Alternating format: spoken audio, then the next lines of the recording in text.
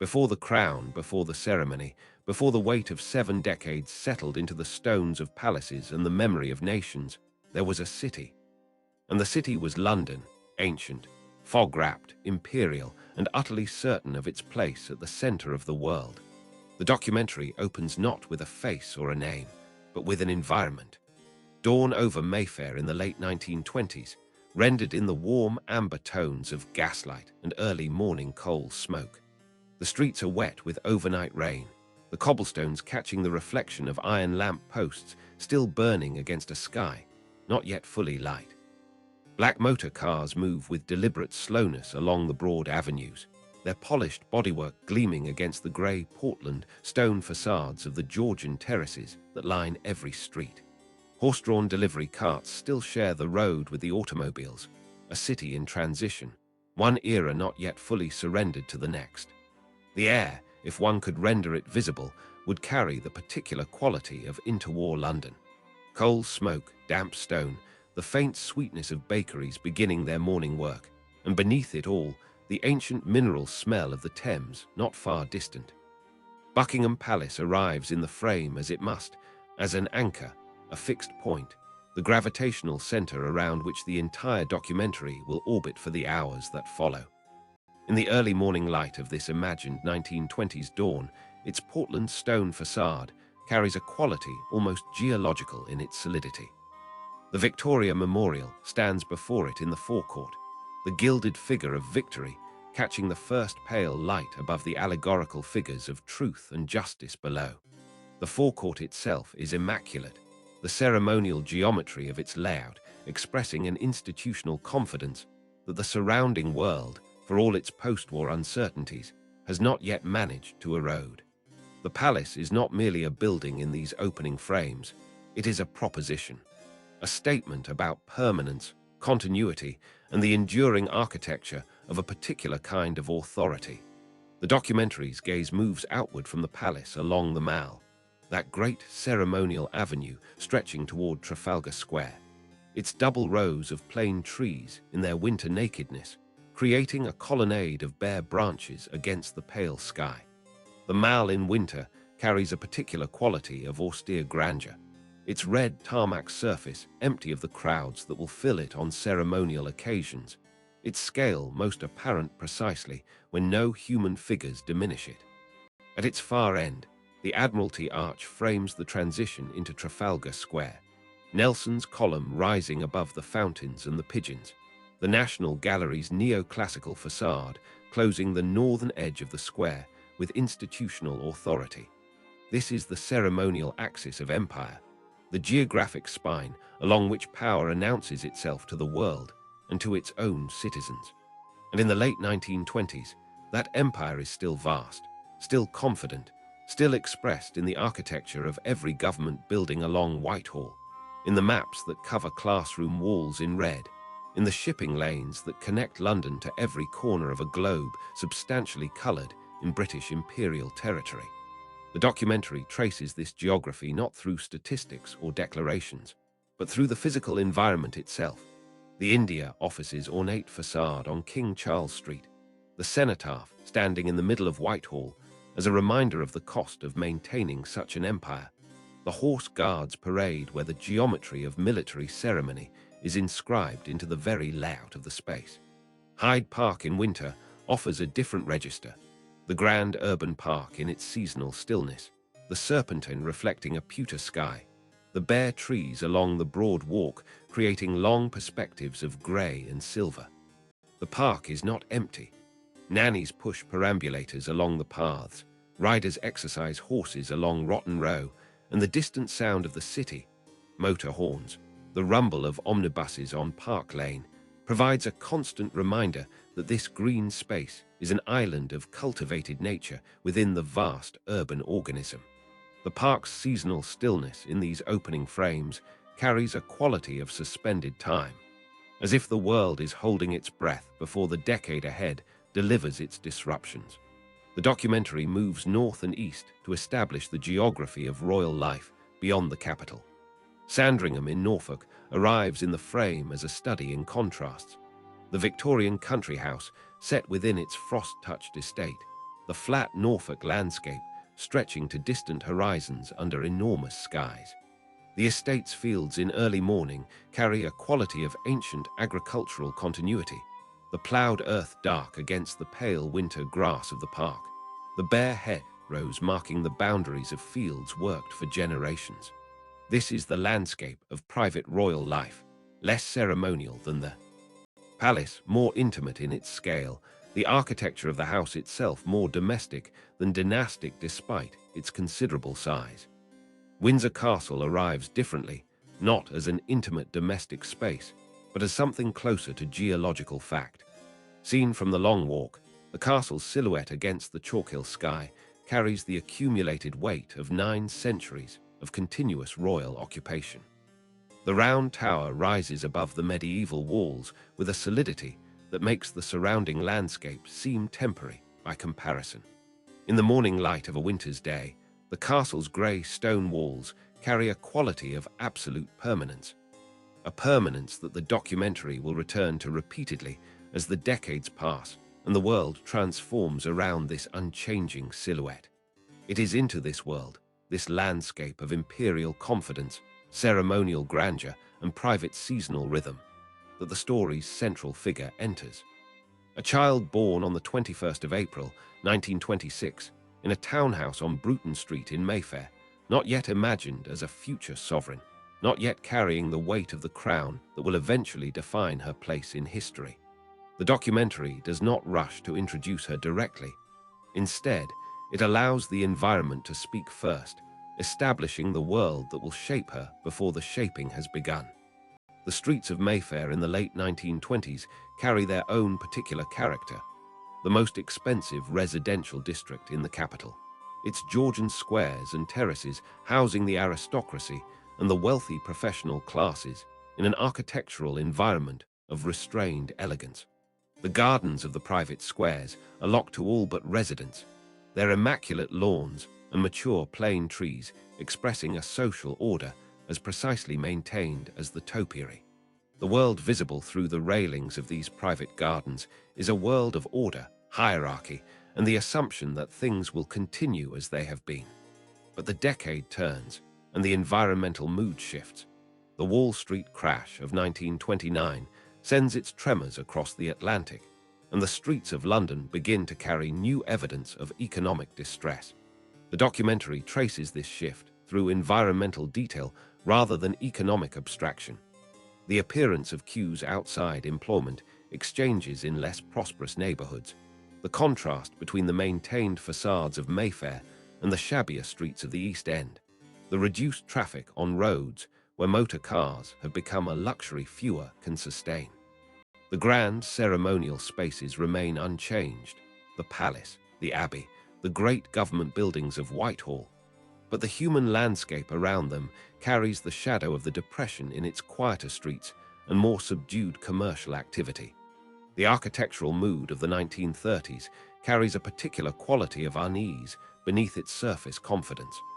The great public buildings of the era, Broadcasting House, completed in 1932, the new Senate House of the University of London rising in Bloomsbury, express in their modernist mass a kind of institutional assertion against uncertainty. The palace remains its constant self, the ceremonial axis of the Mall unchanged, the seasonal rhythms of the royal estates continuing their ancient patterns. But the decade is darkening. The abdication crisis of December 1936 passes through the documentary's environmental frame as a shift in the quality of light. The palace gates surrounded by waiting crowds, the flags at half-mast, the sense of institutional shock encoded in the stillness of ceremonial spaces suddenly emptied of their expected occupant. A new king takes the throne, and with him, a new configuration of royal family life. The girl from Bruton Street, now 10 years old, moves closer to the center of the constitutional frame. The documentary closes this opening chapter as the decade approaches its final years, the environmental palette gradually cooling, the shadows lengthening across the ordered Georgian streets, the distant rumble of something vast and terrible becoming audible beneath the surface of a world that has not yet fully understood what is coming. The palace stands as it always has, its Portland stone catching the last light of a particular kind of certainty that the years ahead will test beyond anything the architects of its ceremonial grandeur could have imagined. The transformation arrives without warning in the visual field, a sudden, decisive shift from the warm amber certainties of the interwar years into something altogether harder and more urgent. The desaturated olive greens and steel blues of wartime Britain replace the sepia confidence of the preceding decade as completely as a blackout curtain drawn across a Georgian window extinguishes every trace of interior warmth. London in the early 1940s is a city that has been physically struck by history, and the documentary renders this physical reality with unflinching environmental precision.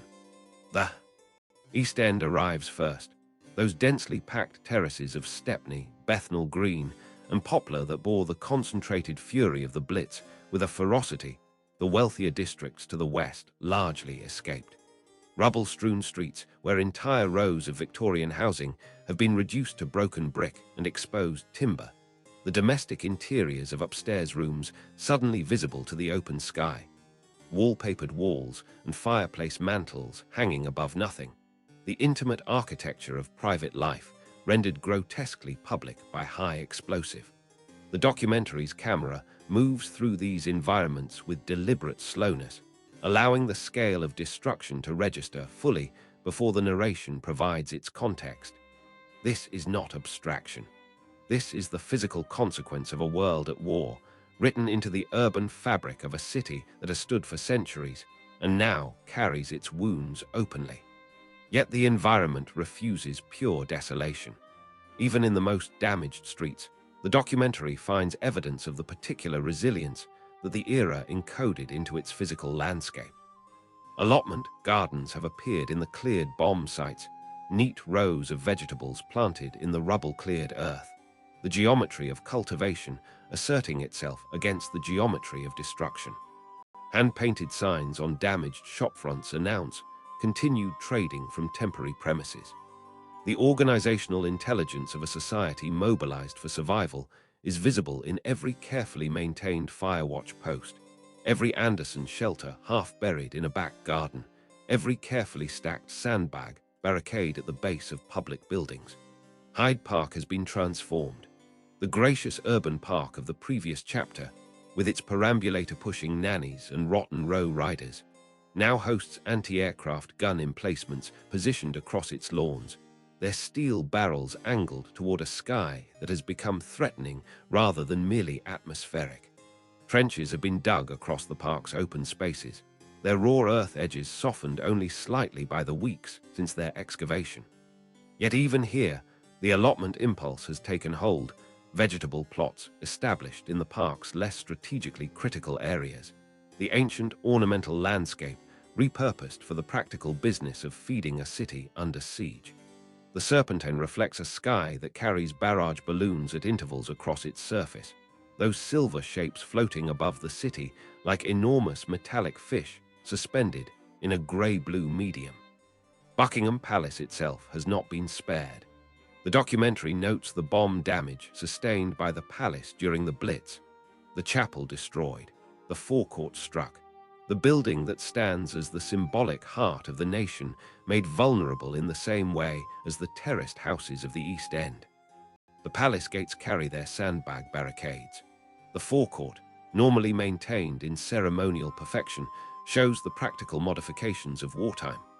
The Victoria Memorial's gilded figures still rising above the altered landscape, but the surrounding environment carrying the unmistakable marks of a city that has accepted the reality of its own bombardment. The royal standard continues to fly above the roofline when the sovereign is in residence. That single flag representing an institutional continuity that the bombs have been unable to extinguish. Windsor Castle in wartime occupies a different environmental register entirely. The documentary moves from the damaged streets of London to the castle's Chalkhill silhouette, with a transition that emphasizes the contrast between urban vulnerability and ancient fortified permanence. The medieval towers of Windsor rise above the Thames Valley landscape, as they have risen for 9 centuries.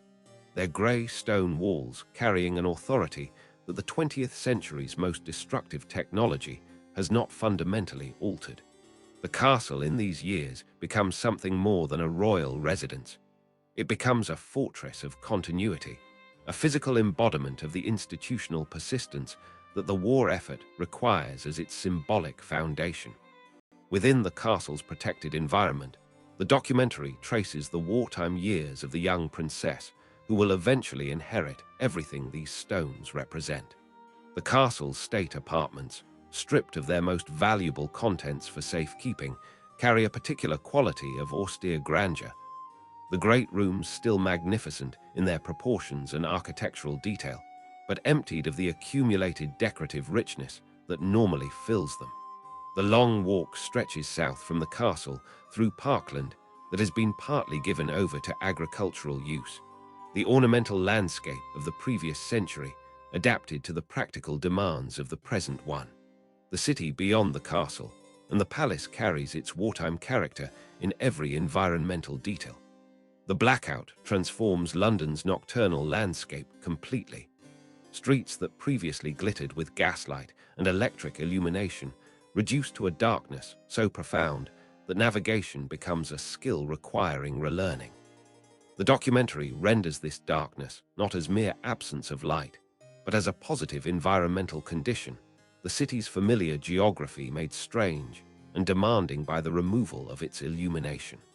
Torch beams shielded to emit only the narrowest possible light, the white-painted edges of curbs and lamp posts, the luminous paint on steps and doorways. A whole new visual language of navigation written onto the city's surfaces. St. Paul's Cathedral rises above the surrounding devastation with a symbolic authority that the documentary acknowledges as one of the defining environmental images of the entire war. The dome, Wren's great achievement, the defining feature of the London skyline for 2.5 centuries, emerges from the smoke of burning buildings around it with a quality that contemporaries understood immediately as something beyond mere architectural survival. The streets around the cathedral carry the evidence of catastrophic destruction. Paternoster Row and its booksellers gone, the medieval street pattern of the surrounding city obliterated across entire blocks. Yet the dome continues to rise above the rubble with its characteristic calm authority. The progression of the war years moves through the documentary's environmental frame as a gradual, almost imperceptible shift in the quality of the light and the character of the streets. The acute emergency of the Blitz years gives way to the sustained endurance of the Middle War period. The bomb sites no longer smoking, but not yet cleared. The organizational rhythms of a society adapted to prolonged conflict visible in the ordered queues outside shops, the precise allocation of rationed goods, the careful maintenance of public spaces under conditions of material scarcity. The documentary traces this adaptation through environmental detail.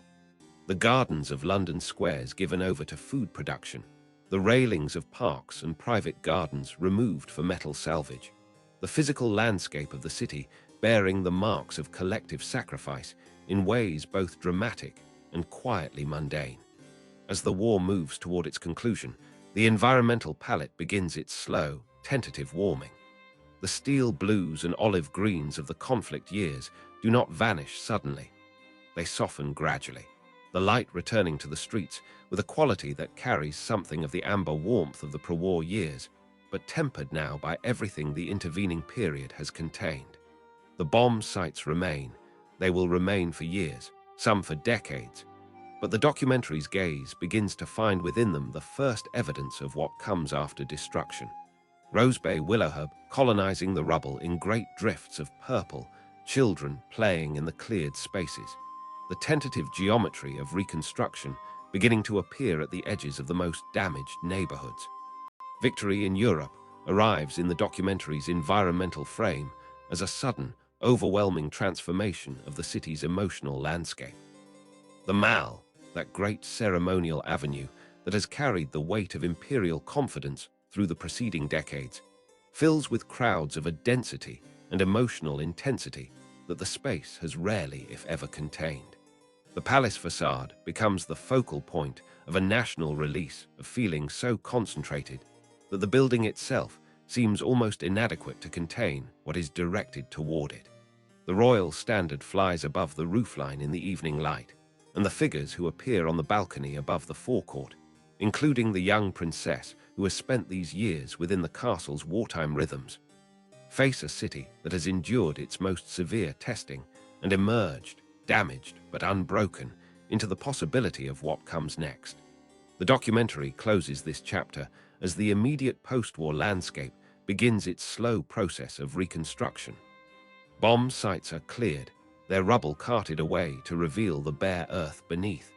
Prefabricated housing appears on cleared ground, the practical geometry of emergency accommodation asserting the priority of shelter over aesthetics. The great ceremonial spaces of London, the palace, the abbey, the mall, the parks, resume their peacetime character with a deliberateness that carries its own meaning. The city is rebuilding itself, and within that rebuilding, a young woman who has spent her formative years within the particular discipline of wartime duty is moving, with the quiet inevitability of constitutional history, toward the moment that will define everything that follows. There are moments in the life of a nation when architecture becomes something more than stone and mortar, when a building ceases to be merely a structure and transforms into the physical vessel of collective meaning, holding within its ancient walls the accumulated weight of centuries and the concentrated intensity of a single, unrepeatable day. Westminster Abbey on the 2nd of June, 1953, was precisely such a moment, and the documentary approaches it with the reverence that the occasion demands. The segment opens not inside the Abbey, but at a distance, the view from Parliament Square in the early morning hours before the ceremony. The Gothic towers of the west facade rising against a sky that carries the particular quality of a London June morning, clouds moving across a pale blue ground, the light shifting between moments of grey diffusion and sudden, clarifying brightness. The Abbey's twin towers, completed in the 18th century to Hawksmoor's designs, but rooted in a medieval foundation stretching back to Edward the Confessor's 11th century church, frame the entrance with a verticality that draws the eye upward and holds it there. The documentary's gaze lingers on the facade's carved stonework, the niches and buttresses, the great west window above the entrance portal, the entire surface alive with the accumulated decorative ambition of 8 centuries of architectural devotion. The processional route that connects Buckingham Palace to the Abbey's west door is the documentary's first sustained environmental journey of this chapter. The Mall has been transformed since the wartime austerity of the preceding segment, the great ceremonial avenue dressed for celebration, with a deliberateness and magnificence that carries the full weight of a nation's desire to mark a new beginning. Decorative arches span the avenue at intervals, their designs drawing on heraldic and botanical motifs. The Tudor rose, the Scottish thistle, the Welsh leek, the Irish shamrock, rendered in painted timber and fabric with a craftsmanship that acknowledges the temporary nature of the installation while investing it with genuine artistry. The plane trees lining the Mall, in their full June canopy, provide a living green vault above the decorated avenue, their dappled shade alternating with the open sky in a rhythm that the processional route will animate with movement and colour. Buckingham Palace's forecourt on the morning of the coronation carries an atmosphere of organised ceremonial intensity that the documentary renders through environmental accumulation rather than any single dramatic detail. The Victoria Memorial at the Forecourt Centre has been incorporated into the decorative scheme. The gilded Victory above and the allegorical figures below, surrounded by additional floral arrangements and heraldic displays that extend the memorial's existing symbolism into the specific language of the new reign. The palace facade itself, that great Portland stone front completed in 1913, carries its coronation decorations with the architectural confidence of a building that has absorbed many such occasions into its long institutional memory. Crimson and gold predominate in the decorative palette, the colors of ceremony and sovereignty repeated along every available surface from the palace gates to the distant arches of the Mall. The route from the palace moves through Trafalgar Square, Nelson's Column, rising above a square transformed by temporary grandeur, the fountains still playing, the National Gallery's facade providing its familiar neoclassical backdrop to a scene of extraordinary ceremonial richness. The crowds that line every inch of the processional route have been gathering since the previous day and night, their patient occupation of the pavements and temporary stands representing a collective investment of physical endurance in the act of witness. The documentary traces the geography of this waiting, the encampments along the Mall, the temporary stands erected along Whitehall, the packed balconies and windows of every building with a view of the route, as evidence of the extraordinary human desire to be present at the making of history. Whitehall carries the processional route between its great government buildings, the Foreign Office, the Treasury, the Cabinet Office, the cenotaph standing in the middle of the road as it always stands, the memorial to all wars now witnessing the ceremony that marks the beginning of a new reign. The architectural grandeur of Whitehall, those massive Victorian and Edwardian government buildings in their Portland, stone and brick, provides a corridor of institutional authority through which the golden coach will pass, the buildings themselves seeming to acknowledge the significance of what moves between them. Parliament Square opens at the southern end of Whitehall, the Palace of Westminster's Gothic towers providing a dramatic backdrop, the square itself given over entirely to the ceremonial requirements of the day. The Abbey's west door receives the procession into a different world entirely. The transition from the open ceremonial landscape of the processional route into the enclosed Gothic interior representing one of the documentary's most significant environmental shifts. The nave of Westminster Abbey, stretching eastward from the west door toward the choir and sanctuary beyond, is rendered in the full richness of its architectural complexity. The soaring ribbed vaults rise above the nave arcade with a verticality that makes the space feel simultaneously vast and intimate. The human scale of the columns and arches comprehensible at eye level, the vaulted ceiling above carrying the eye upward into a region where the stone seems almost to dematerialize into pattern and light.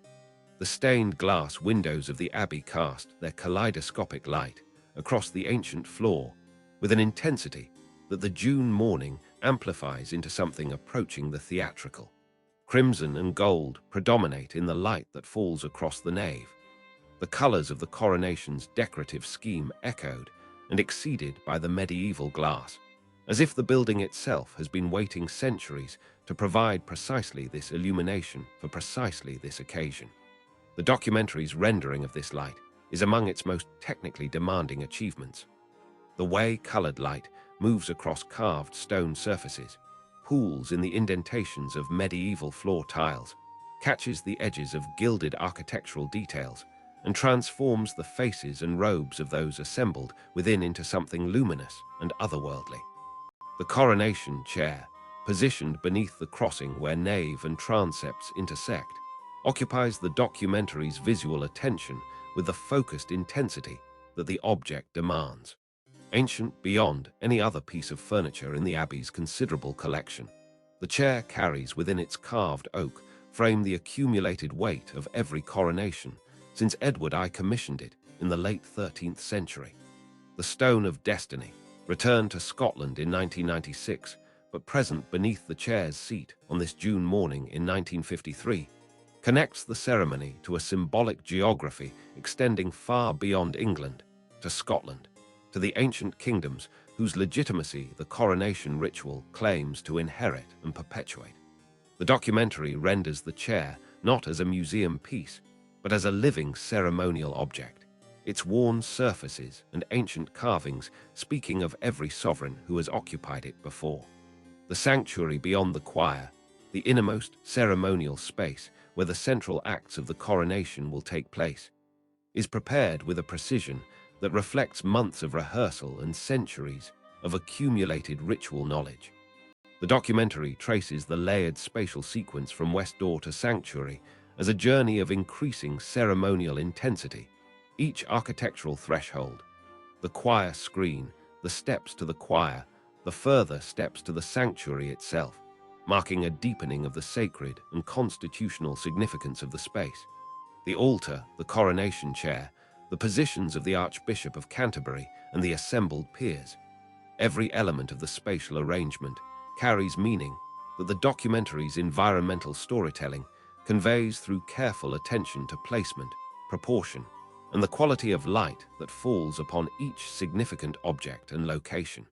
The Norman Hartnell coronation gown, when it enters this environment, achieves a visual harmony with its surroundings that seems almost impossibly perfect. The white satin ground embroidered with the floral emblems of the United Kingdom and Commonwealth, the Tudor rose of England, the Scottish thistle, the Welsh leek, the Irish shamrock, the Canadian maple leaf, the Australian wattle, the New Zealand silver fern, the South African protea, the Indian lotus, the Pakistani wheat, carries in its needlework a geographic ambition as vast as the empire it represents. The gold and silver threads catch the abbey's colored light and return it transformed, the embroidery alive with the shifting quality of illumination that the ancient building provides. St. Edward's crown of solid gold, placed upon the sovereign's head at the moment of crowning, completes an image of such concentrated ceremonial magnificence that the documentary allows it to occupy the frame in sustained, reverent stillness. The documentary film of the coronation, captured in the glorious Technicolor that made the 1953 ceremony a landmark in the history of both broadcasting and cinema, provided the world with images of an event that the abbey's ancient walls had previously contained within the privileged circle of the invited. For the first time in the long history of the coronation ceremony, the moment of crowning was witnessed by millions simultaneously. The intimacy of the abbey's interior transmitted across the new medium of television into living rooms across Britain and the Commonwealth. The documentary acknowledges this technological dimension through environmental detail. The camera positions within the abbey, the broadcast infrastructure visible in the preparations, as evidence of a ceremony that was simultaneously ancient and entirely modern in its reach. The environmental aftermath of the coronation day carries its own distinct character. As the June evening deepens over London, the city transforms into something that the preceding years of austerity and wartime darkness have made almost unimaginable, a landscape of pure celebratory illumination. The processional route, still lined with crowds unwilling to surrender the day to ordinary time, glows with the light of floodlit monuments and the accumulated warmth of thousands of individual celebrations. Fireworks rise above the Thames in great cascading bursts of color, their reflections doubling in the river's dark surface, the bridges of London silhouetted against the illuminated sky. Buckingham Palace's facade, floodlit against the night, becomes a beacon visible across the entire western half of the city, the royal standard above its roofline catching the upward light, the building itself transformed by illumination into something that transcends its daytime architectural character and becomes, for this extraordinary evening, pure symbol.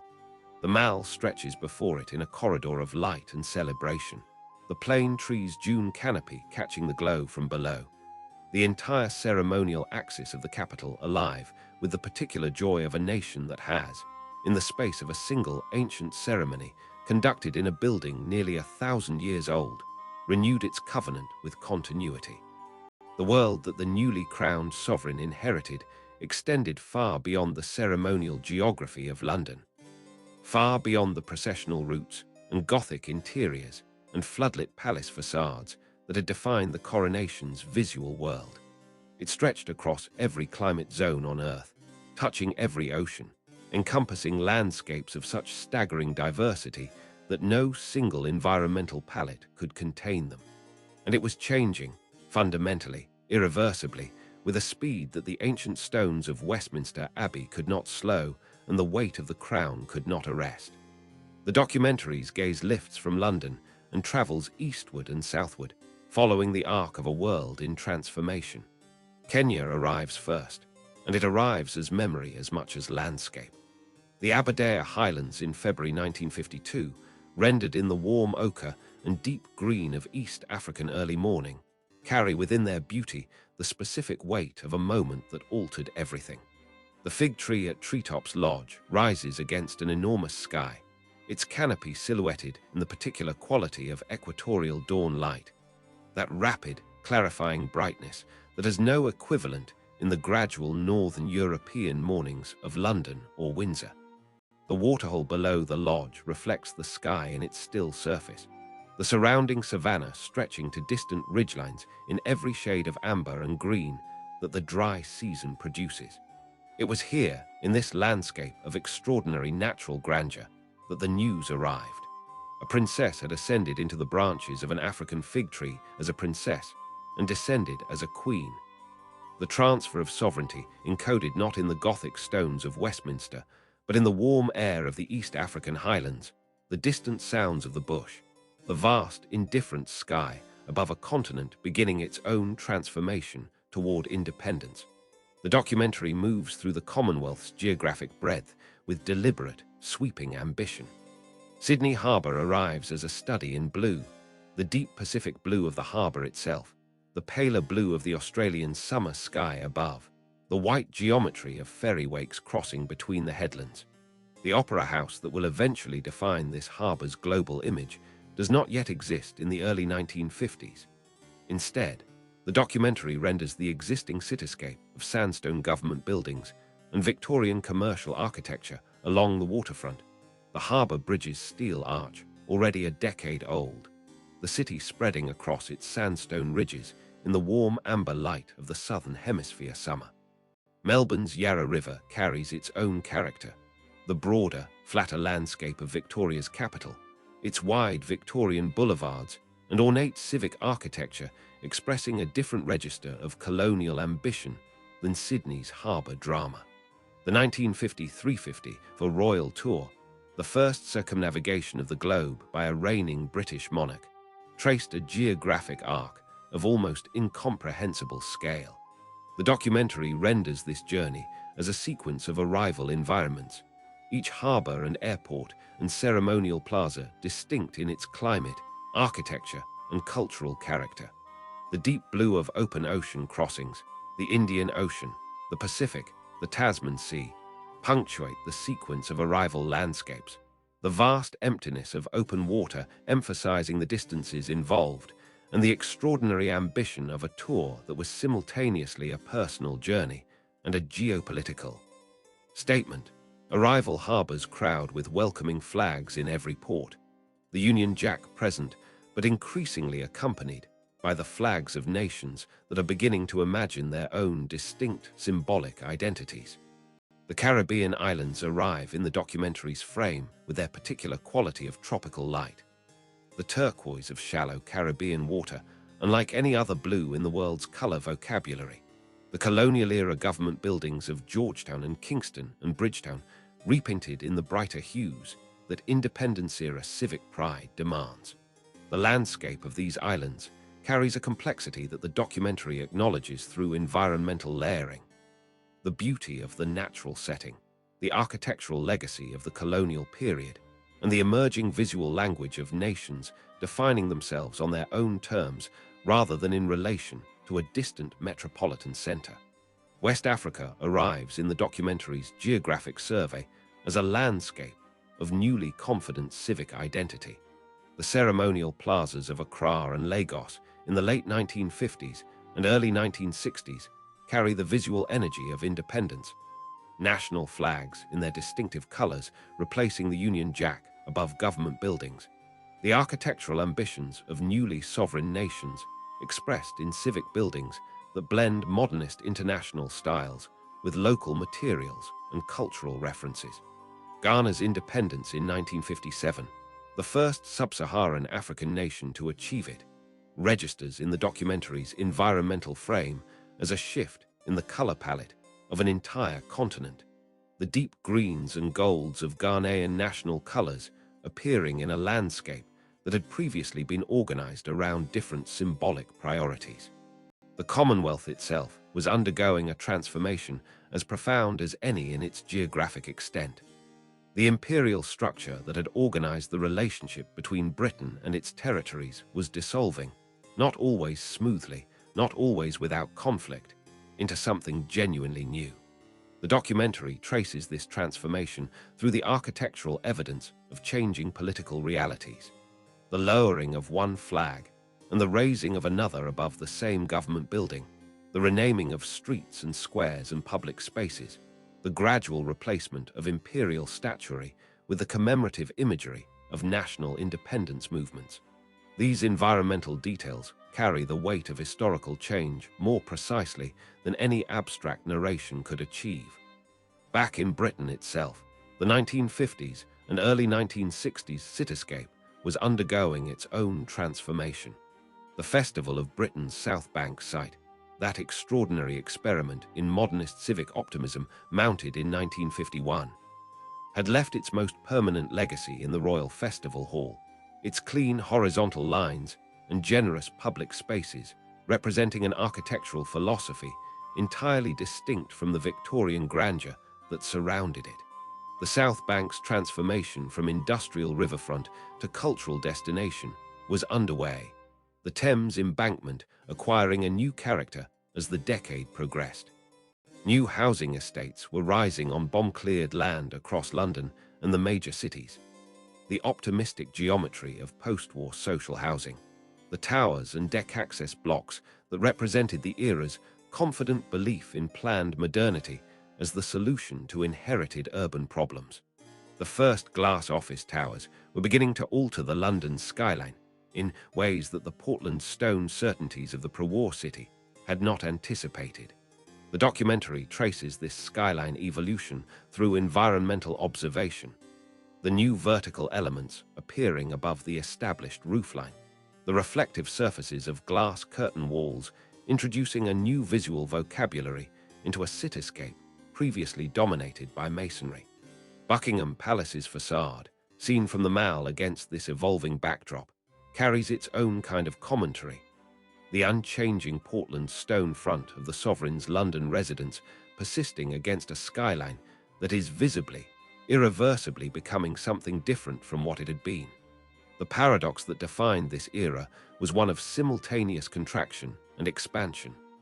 The formal empire was shrinking, territories achieving independence, the map losing its imperial red at a pace that would have seemed impossible a generation earlier. Yet the sovereign's symbolic reach was, in a different sense, expanding, the Commonwealth growing in membership, the role of the crown evolving from imperial apex into something more complex and arguably more durable. The documentary renders this paradox through its geographic imagery. The same figure present in the ceremonial plazas of newly independent nations and the ancient ceremonial spaces of London. The crown adapting its symbolic function to serve a world that the empire's architects could not have imagined. The decade closes with the Commonwealth, established as a living global community rather than a fading imperial administrative structure. The documentary's final images of this chapter survey the geographic breadth of that community, the mountain landscapes of East Africa, the Pacific island shores, the South Asian subcontinent, the Caribbean archipelago, the vast Canadian wilderness, the Australian continent, each environment distinct in its climate and character, each connected by the symbolic thread of a shared institutional history being actively reimagined for a new era. Above each of these landscapes, the sky carries the same quality of open possibility that the East African dawn had offered above the Aberdare Highlands in February 1952. The moment when a world began its transformation and a reign began its long, extraordinary work. A city that reinvents itself does not announce the reinvention. It simply becomes, incrementally and then suddenly, something unrecognizable to the self it was a decade before. London in the early 1960s was precisely such a city, and the documentary renders its transformation through an environmental palette of warm amber and soft diffusion that captures the particular quality of a metropolis discovering its own modernity with something approaching euphoria. Carnaby Street arrives in the documentary's frame as a study in concentrated cultural energy. The narrow Soho thoroughfare, barely wide enough for two vehicles to pass, has transformed its Victorian commercial facades into something entirely new: boutique shopfronts, painted in geometric patterns of white and primary colors, hand-lettered signage announcing establishments whose names carry the self-conscious playfulness of an era that has decided to treat the serious business of commerce as an extension of artistic expression. The street itself, seen in the warm amber light of a London afternoon, carries a visual density that the documentary renders through careful attention to surface detail. The layered textures of painted brick, plate glass, fabric awnings, and the constantly moving human figures whose clothing has become, in this particular decade, a form of environmental decoration as vivid as anything applied to the buildings themselves. The Thames embankment carries a different register of the same cultural energy. The South Bank's cultural institutions, the Royal Festival Hall, already a decade established, the National Theatre under construction, the Hayward Gallery taking shape in its brutalist concrete, represent the architectural ambition of a society investing in public culture with a confidence that the post-war decades have slowly assembled. The river itself, seen from the embankment in the long light of a summer evening, carries the reflections of both the old city and the new, the Victorian bridges and the emerging glass towers, the ancient dome of St. Paul's and the modernist slabs of the new commercial district, all dissolve together in the Thames's dark, patient surface. The Barbican development rises through this decade as the documentary's most sustained architectural symbol of the era's modernist ambitions. The vast residential and cultural complex being constructed on the bomb-cleared land of the City of London represents the most concentrated single expression of post-war planning confidence in the capital. Its towers and podiums and elevated walkways emerging from the cleared ground with a systematic grandeur that acknowledges no architectural precedent from the city it is replacing.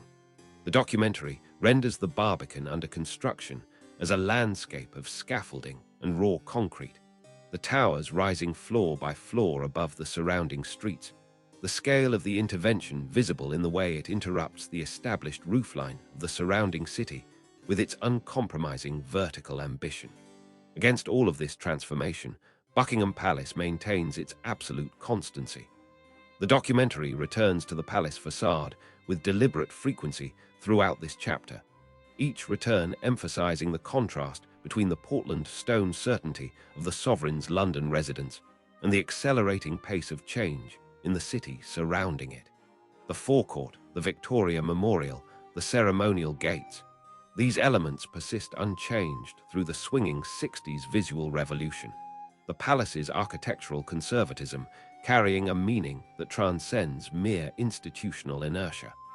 In a city reinventing itself at speed, the palace's refusal to change is itself a statement about continuity, about the symbolic function of permanence in a landscape of flux, about the particular kind of authority that derives from being the fixed point around which everything else moves. The 1970s arrive in the documentary's environmental frame with a perceptible cooling of the palate. The warm amber diffusion of the preceding decade gives way to something harder and more neutral, the oil crisis of 1973 encoding itself in the physical landscape through a reduction in illumination, a quieting of commercial activity, a visible austerity in the urban environment that carries the specific quality of a society confronting the limits of its post-war confidence.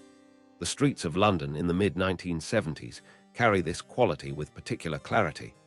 The reduced traffic of the three-day week, the darkened shop windows of businesses operating under power restrictions, the particular stillness of a city that has been asked to consume less of everything it had been consuming with increasing enthusiasm for the previous 2 decades.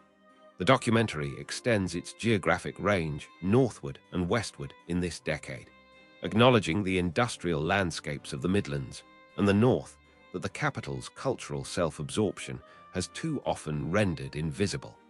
The steel towns of South Yorkshire, the textile mills of West Yorkshire, the car manufacturing plants of the West Midlands. These environments carry their own architectural character. The Victorian industrial infrastructure of the previous century now aging into something between heritage and obsolescence. The cooling towers of power stations rise above flat landscapes in the grey light of northern England winters. Their steam plumes the most dramatic vertical elements in otherwise horizontal environments.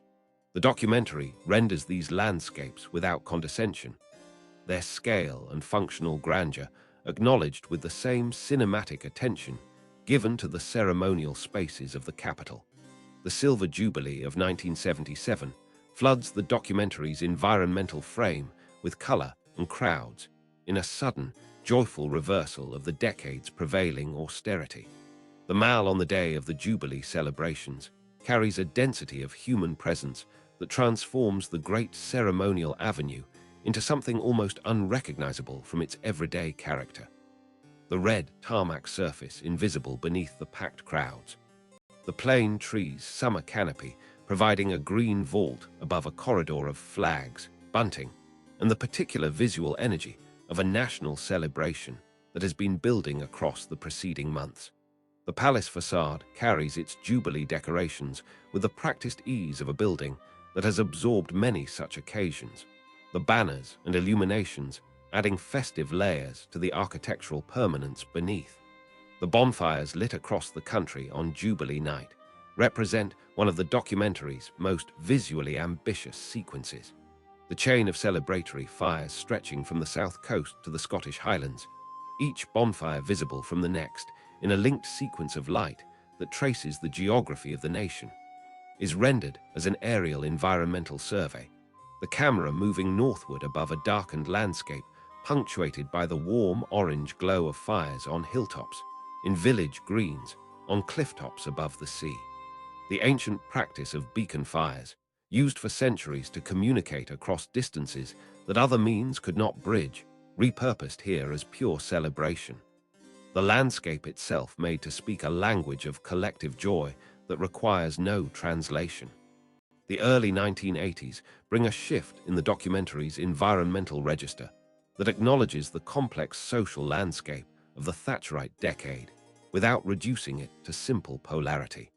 The gleaming new Docklands development in East London, the Isle of Dogs being transformed from derelict industrial waterfront into a new financial district of glass towers and broad riverside promenades, carries the visual language of a particular kind of economic ambition.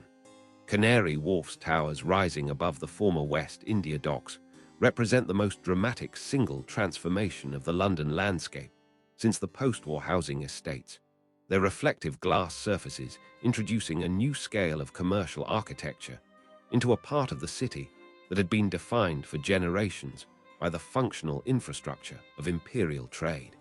The contrast with the older industrial towns of the North and Midlands, visible in the documentary's geographic range, encodes the era's divisions in architectural terms more precisely than any statistical analysis could achieve. Streets of Victorian terraces in former mining communities, their corner shops closed, their working men's clubs quieter than they had been for generations, their physical fabric maintained with the particular dignity of communities that have not surrendered their self-respect, despite the withdrawal of the economic foundations that built them. These environments carry a weight that the documentary acknowledges with the same gravity it brings to the ceremonial spaces of the capital. The Falklands conflict of 1982 shifts the documentary's environmental mood with decisive abruptness. Portsmouth Harbour in the spring of that year carries the particular atmosphere of a naval base mobilizing for war. The grey steel hulls of warships at their moorings, the organized activity of provisioning and preparation visible along the dockside, the Union Jack flying above the naval establishment with a quality of purposeful assertion rather than ceremonial display. The cold South Atlantic, rendered in the steel and slate tones of a Southern Ocean winter, provides the documentary's most geographically remote environment, the Falkland Islands themselves. Their treeless moorland and dramatic coastal cliffs, bearing no resemblance to any landscape previously encountered in the documentary's geographic survey. The distances involved in the conflict encoded in the sheer environmental strangeness of the theater of operations.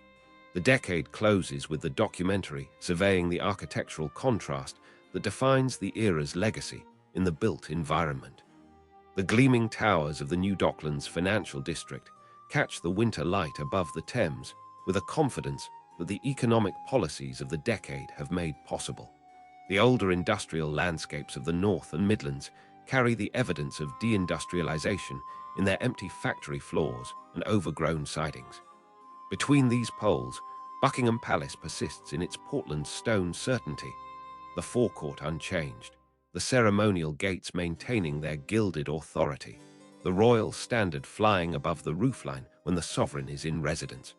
The city has transformed around it through 3 decades of extraordinary change. The palace has absorbed each transformation into its long institutional memory and remained, as it always remains, the fixed point at the center of a landscape that cannot stop moving. Fire does not respect history.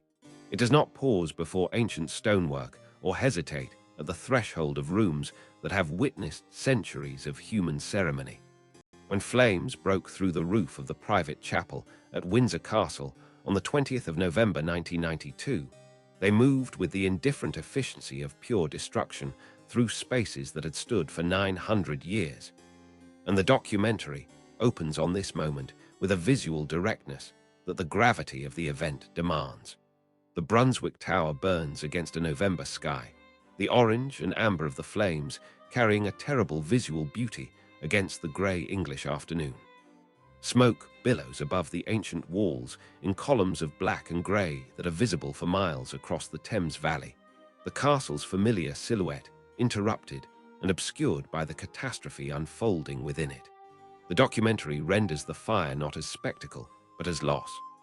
The camera's gaze moving between the flames themselves and the surrounding architectural context, the medieval walls and towers that have survived wars and revolutions, and the full span of English history now facing a threat from within their own fabric.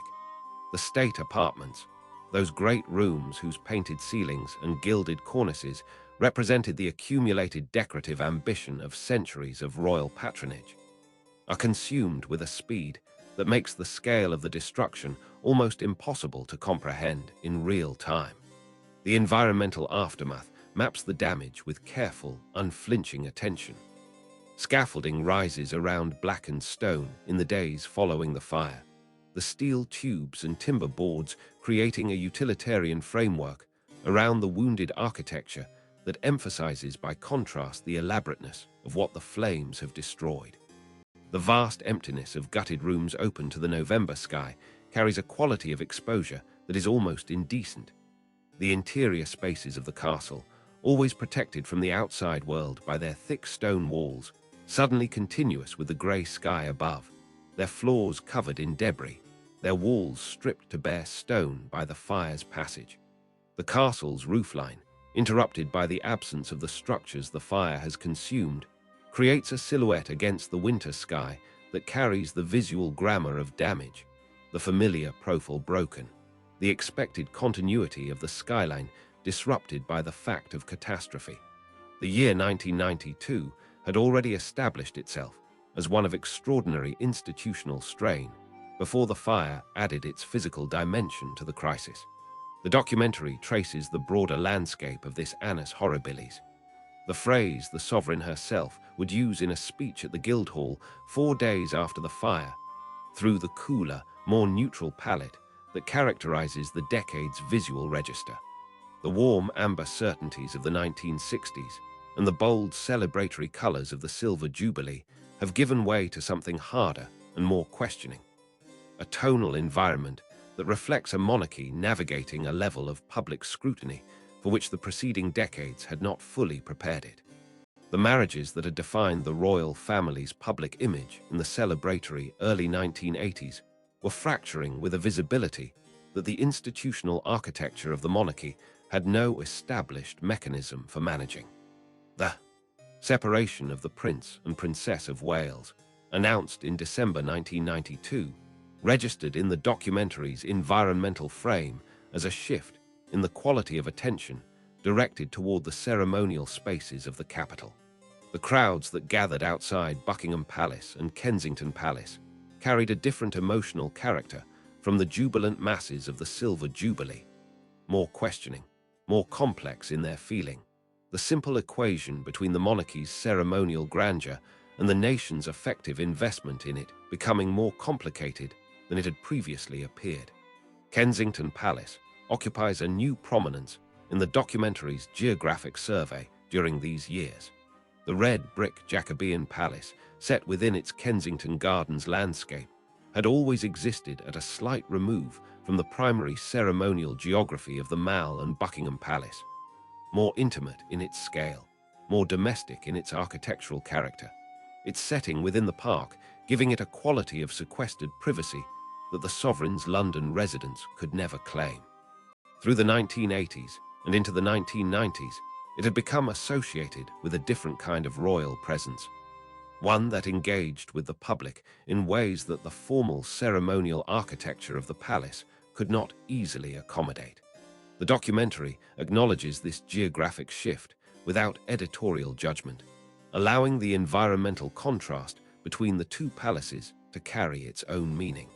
The death of Diana, Princess of Wales, in Paris on the 31st of August 1997, produced an environmental phenomenon in London that the documentary approaches with the full weight of its significance.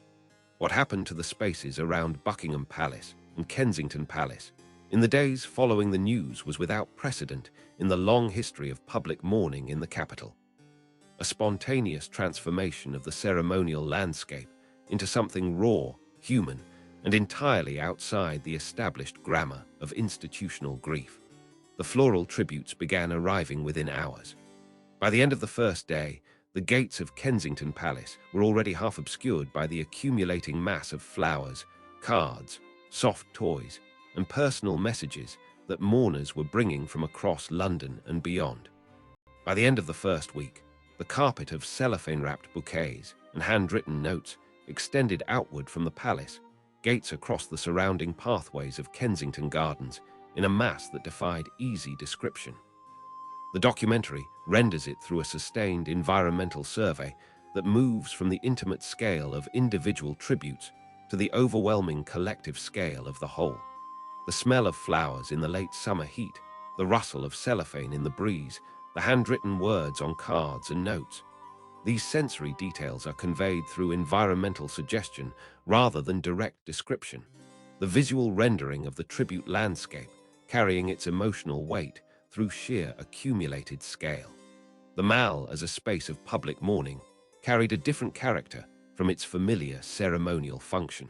The great avenue that had hosted the jubilant crowds of the Silver Jubilee, that had been the processional route of coronation and state occasion, now became a corridor of collective grief. The crowds moving along it not in celebration, but in the particular silence of a nation processing an event it had not anticipated and did not know how to contain within existing emotional frameworks. The documentary traces this transformation of familiar ceremonial space into something unprecedented.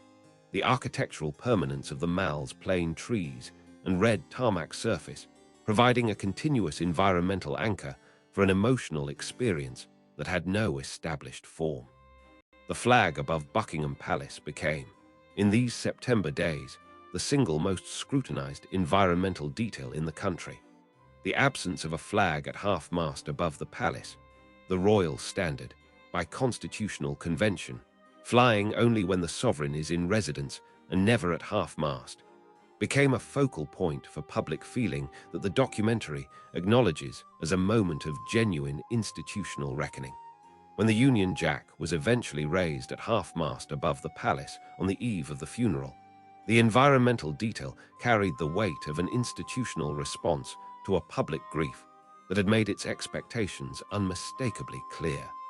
Westminster Abbey prepared for the funeral of the 6th of September 1997 with a solemnity that the documentary renders through careful environmental attention. The abbey that had hosted the coronation of 1953, those soaring vaults and kaleidoscopic windows that accumulated architectural magnificence, now received a different kind of ceremony.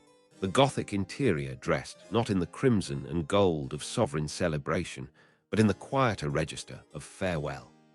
The documentary traces the geography of the funeral procession, the gun carriage moving from Kensington Palace through the streets of London to the Abbey, the crowds lining every inch of the route in a silence broken only by the sound of the horses' hooves and the distant tolling of bells. As an environmental journey through a city that has been temporarily transformed by the concentrated weight of collective feeling. The restoration of Windsor Castle, undertaken in the years following the 1992 fire and completed in 1997, provided the decade's most tangible architectural narrative of resilience. The scaffolding that had risen around the blackened stone in the fire's aftermath came down to reveal restored rooms of extraordinary quality. The craftsmen and women who undertook the restoration work, bringing skills and materials that matched the original construction with a fidelity that the documentary acknowledges as its own form of institutional commitment.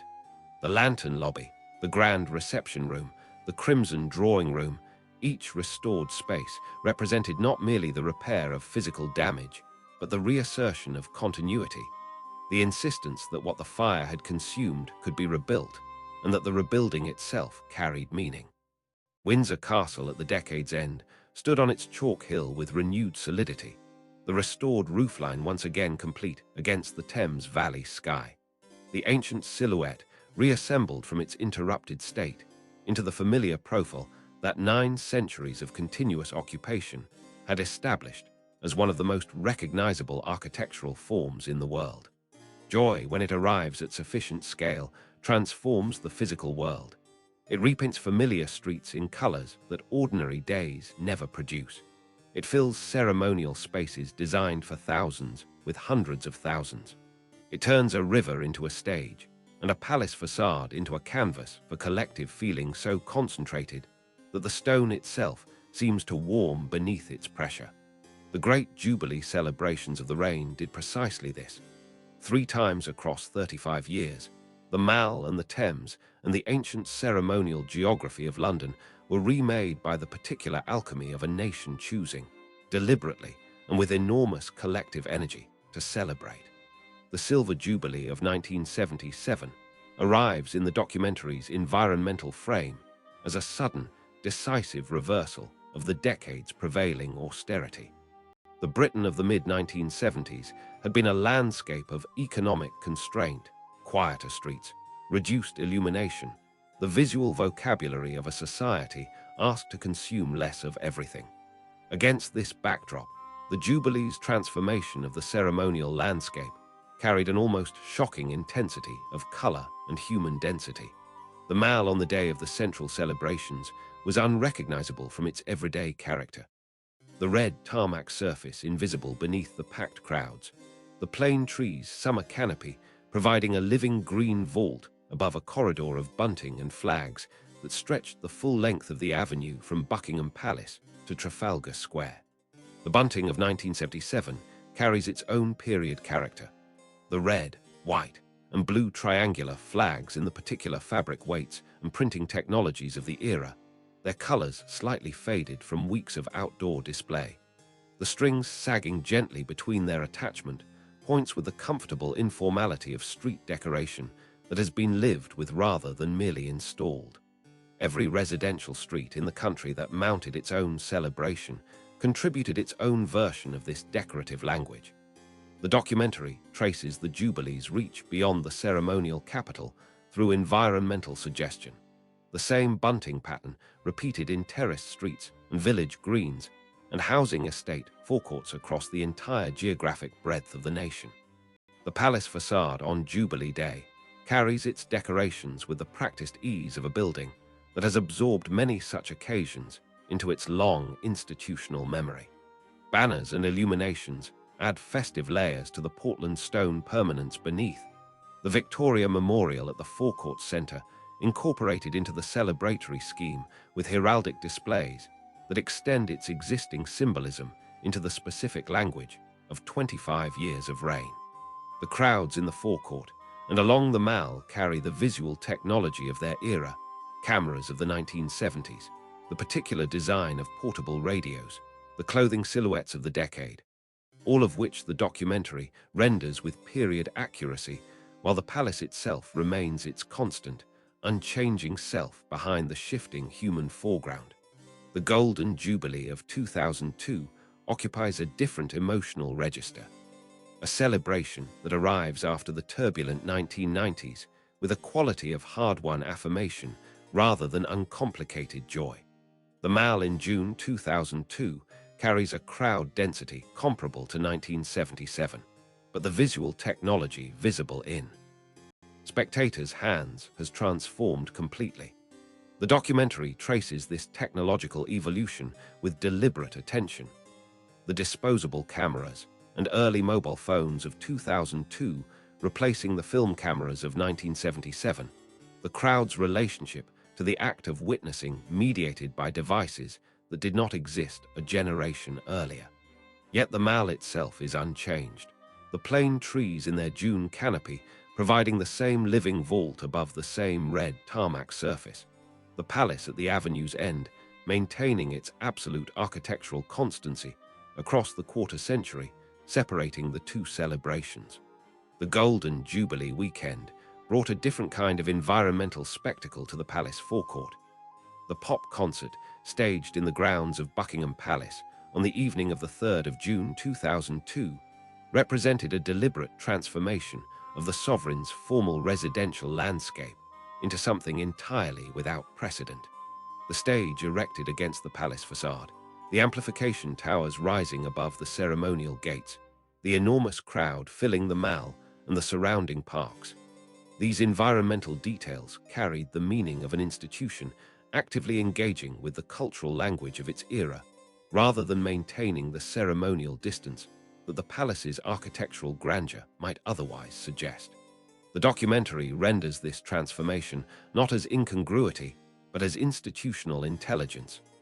The ancient building providing its magnificent backdrop to a celebration that spoke directly to the contemporary world. Fireworks above the palace on Golden Jubilee night achieved a visual splendor that the documentary renders with sustained attention. The display, launched from the palace roof itself, transformed the building's familiar silhouette into the base of an enormous pyrotechnic structure. The rockets rising from the roofline and cascading back toward the forecourt in colors that the Portland stone facade reflected and amplified.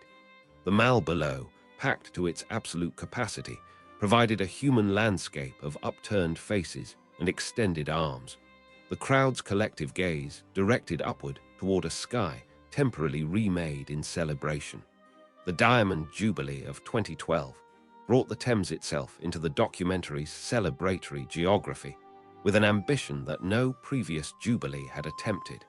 The river pageant of the 3rd of June 2012 assembled approximately 1,000 vessels on the water in a flotilla of extraordinary visual complexity. The documentary renders this gathering through a sustained aerial survey that moves from the pageant's head at Battersea Bridge downstream toward Tower Bridge. The full length of the procession, visible in the wide shot, as a dense ribbon of craft, covering the river's surface from bank to bank. The bridges of London, dressed in flags and crowded with spectators, provided the pageant's architectural framework, each crossing a decorated gateway through which the flotilla passed in sequence. The river's familiar geography transformed into a ceremonial route of a kind the Thames had not hosted in living memory. The spirit of Chartwell, carrying the sovereign and members of the royal family at the pageant's heart, moved through this extraordinary environmental spectacle with the deliberate pace that the occasion demanded. The vessel's decorated barge character, its floral garlands and royal standards, its canopied deck, provided a visual focal point within the vast surrounding pageant, the human scale of the figures aboard it contrasting with the enormous environmental scale of the assembled fleet and the crowded riverbanks beyond. The documentary traces the pageant's passage beneath each of London's bridges as a sequence of architectural thresholds: Waterloo Bridge, Blackfriars, Southwark, London Bridge, Tower Bridge, each crossing marking a stage in a journey through the city's most historically layered geographic corridor. The rain that fell on the Diamond Jubilee River pageant became itself an environmental detail of significance. The grey skies and steady rainfall that accompanied much of the celebration did not diminish the crowds or the ceremonial ambition.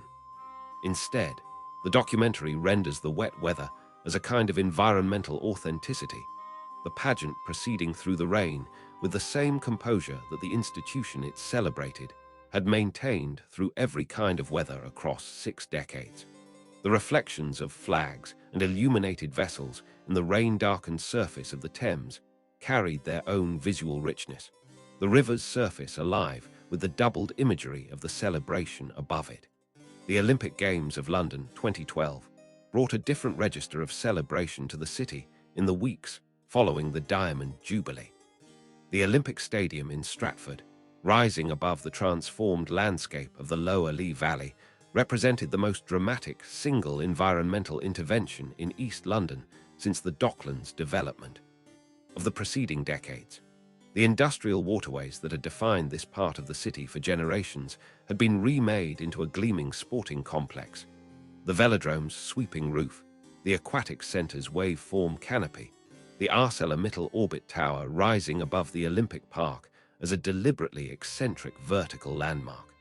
The documentary renders this transformation as the latest chapter in East London's long environmental evolution, the derelict industrial landscape of the late 20th century giving way to the civic ambition of the 21st. The city that hosted the 2012 Olympics was, in its skyline and street life and cultural energy, almost unrecognizable from the London of the 1977 Silver Jubilee. The documentary makes this transformation visible through careful environmental comparison. The same ceremonial axis of the Mall and Palace persisting unchanged, the city's symbolic heart, while the surrounding urban landscape has been remade by 35 years of continuous transformation. The Shard's glass spire, completed in 2012, rose above London Bridge Station as the tallest building in the United Kingdom, its tapering form visible from the palace forecourt on clear days, the ancient and the contemporary sharing the same skyline with a matter-of-fact coexistence that the city had always managed. Fireworks above the Thames at the Diamond Jubilee's conclusion brought the documentary's celebratory chapter to its visual climax. The display, coordinated across multiple launch points along the river, transformed the entire length of the central Thames into a corridor of light. The bridges and embankments and riverside buildings all caught within the illuminated field, the river's surface alive with reflection. The documentary renders this finale through the same geographic lens it has applied throughout the chapter, the Thames as the constant environmental thread connecting all 3 Jubilee celebrations, its ancient course through the city providing the unchanging geographic foundation beneath 35 years of transformation.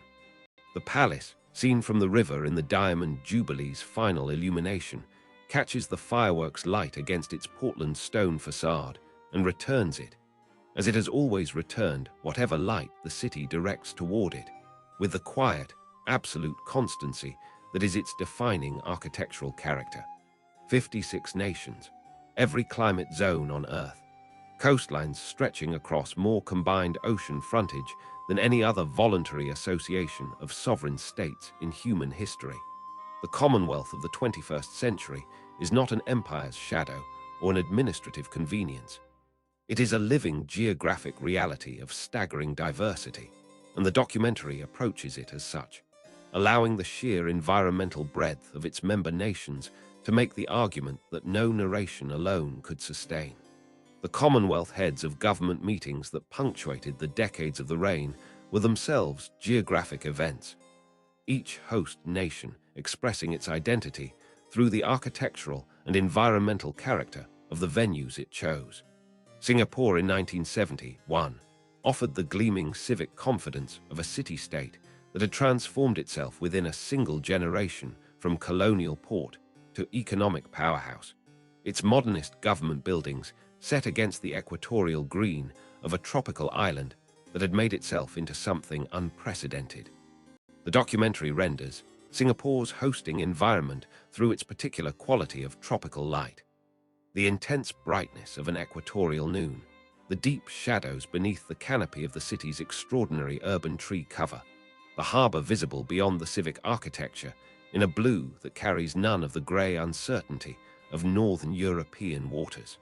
Perth in 2011 brought the Commonwealth's deliberations to the vast western edge of the Australian continent, a city whose geographic isolation from the world's other major population centres is itself a kind of environmental statement. The Swan River at Perth carries a quality of light unique to the southwestern Australian coast, the afternoon sun illuminating the water with a warmth that the surrounding eucalyptus landscape amplifies into something almost luminous. The Stirling Range visible on clear days beyond the city's eastern suburbs, the Indian Ocean pressing against the western shore, Perth's hosting of the Commonwealth Summit placed the institution within a landscape that reminded every attending delegation of the geographic ambition required to hold such a community together across such distances. Kampala's hosting brought the East African landscape back into the documentary's frame. The green hills above Lake Victoria, the equatorial light of Uganda's high-altitude plateau, the architectural mix of colonial-era civic buildings and contemporary governmental infrastructure that characterizes a capital city navigating its own complex relationship with the institutional history it has inherited and is actively remaking. Malta's hosting offered a Mediterranean counterpoint, the ancient limestone architecture of Valletta, a city whose entire historic center carries UNESCO World Heritage designation, providing a setting of extraordinary historical density for deliberations about the Commonwealth's contemporary purpose. The documentary's geographic survey of Commonwealth landscapes in the 21st century moves with deliberate breadth across the full range of the community's environmental diversity. The mountain kingdoms of southern Africa, Lesotho's high Drakensberg plateaus, Swaziland's dramatic escarpment country, carry a landscape character entirely distinct from the coastal and savanna environments that dominate popular imagination of the African continent. These highland environments, their grasslands stretching to distant mountain horizons under enormous African skies, represent a geographic reality of the Commonwealth that the documentary renders with the same cinematic attention it brings to the more familiar ceremonial landscapes of London. The Pacific Island member nations present the documentary with its most urgent environmental narrative. The low-lying shores of Tuvalu and Kiribati, their highest points barely above sea level, face existential threats from rising ocean waters that no institutional connection to a global community can by itself resolve. The documentary renders these island environments with a beauty that carries within it the weight of their vulnerability. The turquoise lagoons and white coral beaches, the coconut palms bending in the trade winds, the extraordinary clarity of the Pacific light above these remote archipelagos, all of it framed by the knowledge that the environmental future of these places is genuinely uncertain in ways that no other Commonwealth landscape must confront with the same immediacy. The vast Canadian wilderness provides the Commonwealth's most expansive single environmental statement. The boreal forest, stretching from the Atlantic to the Pacific across the northern latitudes of the continent, the Rocky Mountain landscapes of British Columbia and Alberta, the Arctic tundra of the Northern Territories. Canada's geographic scale is itself a kind of argument about the Commonwealth's ambition. Royal visits to Canada across the decades of the reign traced environmental journeys of extraordinary diversity, from the formal civic architecture of Ottawa's Parliament Hill to the wilderness landscapes of the national parks, each environment expressing a different dimension of a nation whose geographic identity resists any single characterization. The ancient cities of South Asia brought the Commonwealth's oldest civilizational landscapes into the documentary's geographic frame. The red sandstone of Mughal architecture in Delhi and Agra, the colonial-era civic buildings of Colombo and Colombo, the extraordinary urban density of cities whose populations dwarf those of the entire United Kingdom. These South Asian environments represented the Commonwealth's most populous and historically complex geographic dimension. Royal visits to India and Sri Lanka and Bangladesh traced routes through landscapes of such cultural richness and historical depth that the documentary renders them through sustained environmental immersion rather than rapid survey.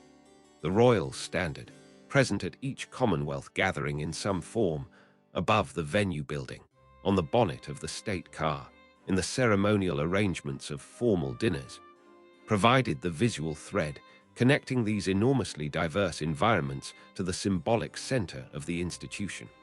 The documentary traces this recurring motif across its global geographic survey, the familiar red and gold of the standard appearing against backgrounds of tropical green, desert ochre, mountain gray, and Pacific blue.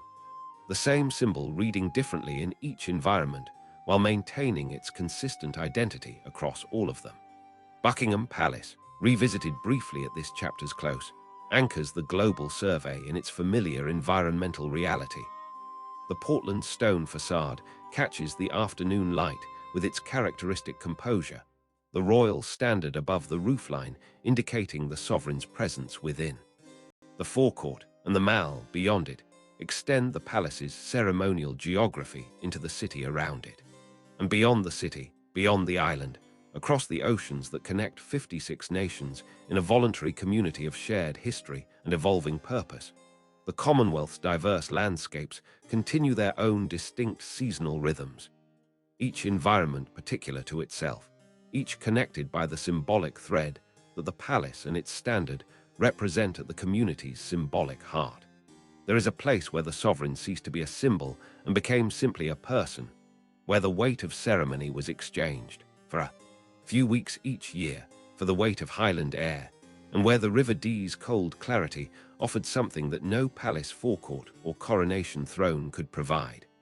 Balmoral Castle in Aberdeenshire was that place, and the documentary approaches it with the quieter, more contemplative register that the landscape itself demands. The approach to Balmoral from the south follows the Dee Valley eastward through a landscape that announces its character gradually, and then completely. The road from Ballater winds along the river's northern bank through a corridor of Scots pine and silver birch, the water visible through the trees in flashes of cold light, the valley sides rising steeply to moorland above.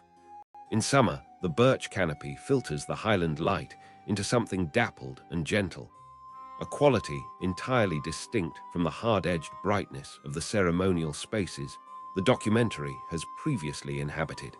The river itself, running clear over its granite bed in shades of amber and grey, carries the particular quality of highland water, the peat-stained transparency that makes depth difficult to judge, and the surface endlessly readable in its patterns of current and reflection.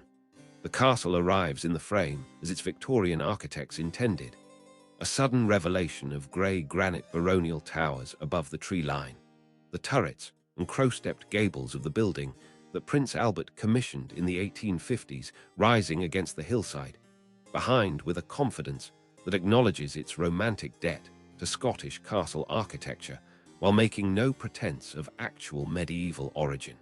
The granite from which Balmoral is constructed carries a particular quality in Highland light, silvery grey in overcast conditions, almost luminous in direct sun, the crystalline structure of the stone catching and returning light with a liveliness that limestone and sandstone cannot match.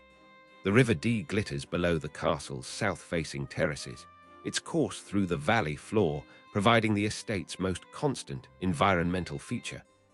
The sound of moving water audible from the castle's lower rooms and gardens in all but the driest summer conditions. The estate's scale, approximately 50,000 acres, encompassing some 150 buildings, is conveyed through the documentary's environmental survey as a landscape of extraordinary variety compressed within a single geographic unit.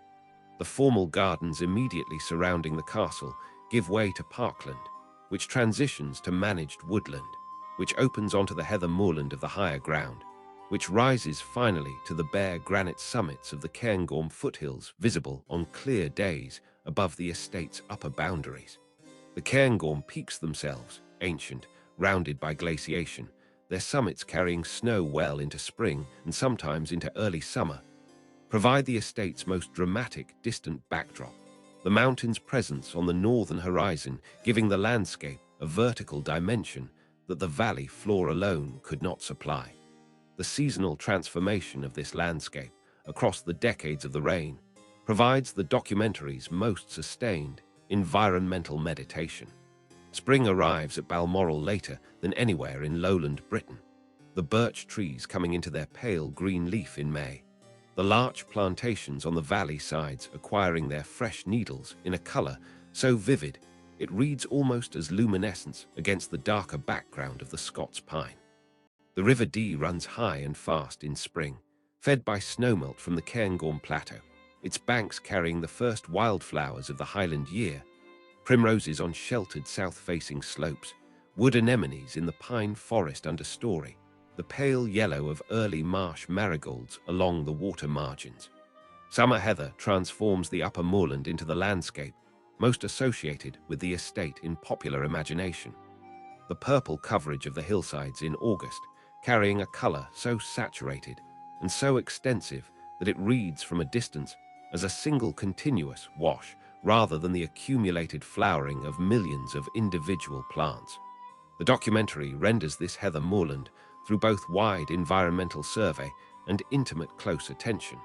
The aerial view of purple hillsides giving way to ground-level examination of the individual plants, their woody stems and tiny bell-shaped flowers, the bees working through them with the purposeful efficiency of creatures operating within their optimal environment. Autumn brings the estate's most dramatically beautiful transformation. The bracken on the lower slopes turns from green through amber to the deep copper gold that covers the hillsides in October, the birch trees acquiring their yellow before the leaves fall to cover the forest floor in a continuous golden carpet. The Scots pines, unchanging in their dark green, provide the constant against which the deciduous trees seasonal. Performance reads most vividly. The River Dee in autumn carries a particular quality of light, the lower sun angle of the October afternoons illuminating the water at an angle that makes the surface almost metallic. The reflections of the surrounding trees doubled in the river's surface in colors that the living trees above have not yet achieved. The private chapel at Crathy, a short distance from the castle along the Dee Valley Road, anchors the estate's spiritual geography with the same quiet authority that the castle itself provides for its domestic and administrative life. The small Victorian church in its churchyard of Highland granite headstones carries a quality of unassuming permanence, its grey stone walls and modest spire entirely in keeping with the surrounding landscape, the building making no architectural claims beyond those appropriate to a rural parish church serving a small community.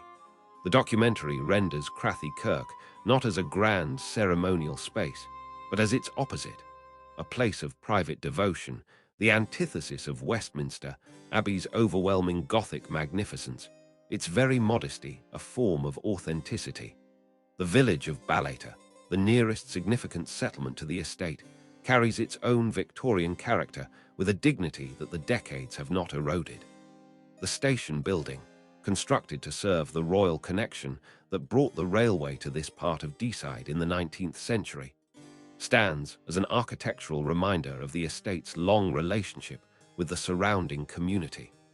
The village's stone-built commercial streets, their shopfronts bearing the royal warrant appointments that generations of royal patronage have accumulated, represent the most tangible evidence of Balmoral's integration into the life of the surrounding region. The paths through the estate's pine forests provide the documentary's most intimate environmental register.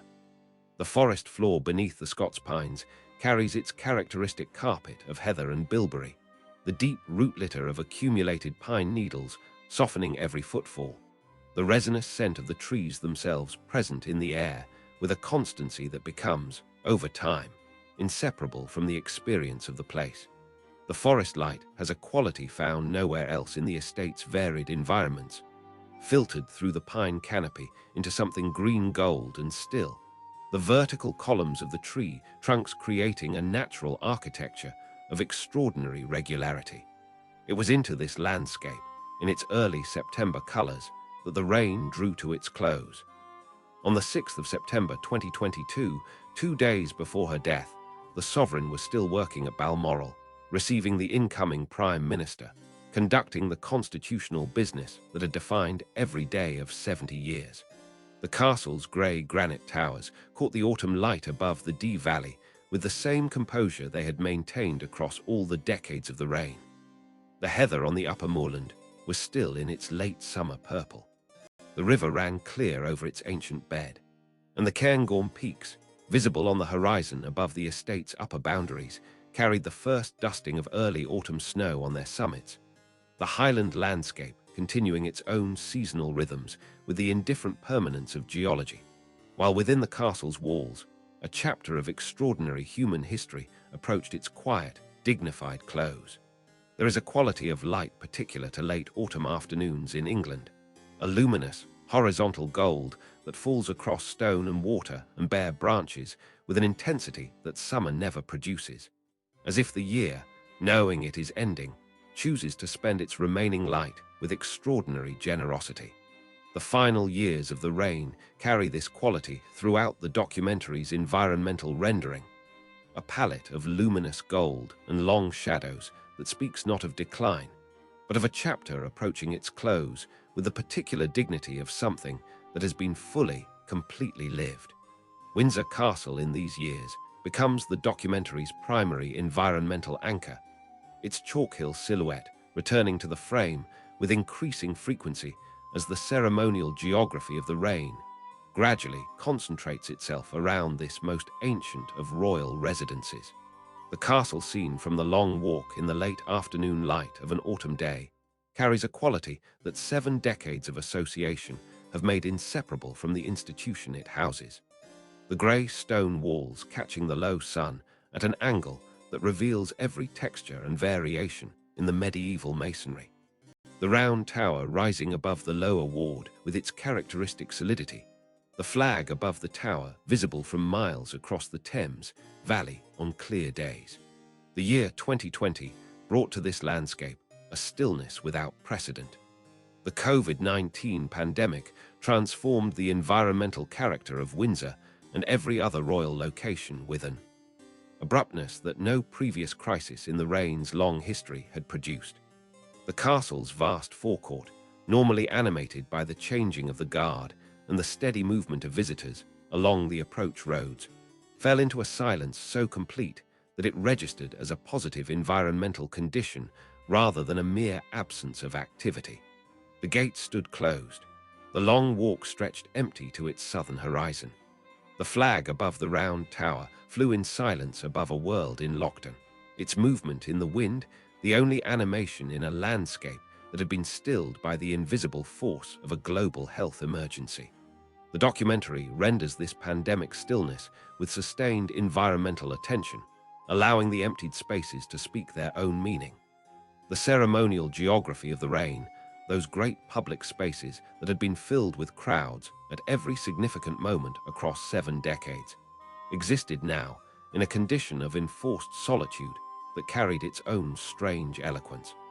The Mall without crowds, the palace forecourt without its daily human traffic, the long walk at Windsor without the visitors who normally animated its 3-mile length. These empty spaces did not read as abandoned.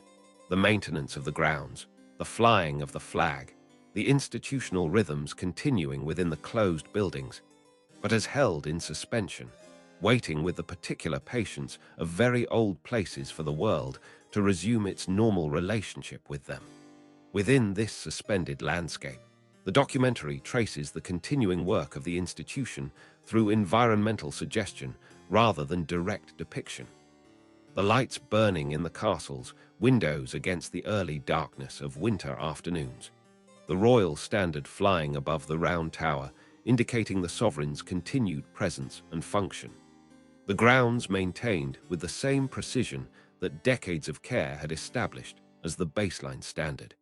The institution persisting through the pandemic with the same composure that it had brought to every previous crisis. The environmental details of its continued operation, carrying the weight of that composure more precisely than any explicit narration could achieve. The death of Prince Philip, Duke of Edinburgh, on the 9th of April 2021, registered in the documentary's environmental frame through the spaces prepared for a funeral that the pandemic's restrictions had reduced to a ceremony of extraordinary restraint. St. George's Chapel at Windsor, that magnificent perpendicular Gothic building within the castle's lower ward, its fan-vaulted interior, one of the finest achievements of late medieval English architecture, was prepared for a service attended by only 30 people. The chapel's capacity of approximately 800 seats, reduced to a fraction of its normal complement by the public health requirements of the moment. The documentary renders the chapel's interior in this condition of deliberate emptiness with careful environmental attention. The fan vaulting above the nave, its stone tracery spreading from the central columns in patterns of extraordinary mathematical complexity, arched over a space that the absence of the usual congregation made more architecturally legible than a full house would have permitted. The light through the chapel's windows fell across the ancient floor in the particular quality of an April afternoon. The spring sun, at an angle that illuminated the carved stonework with a clarity that the lower winter light could not achieve.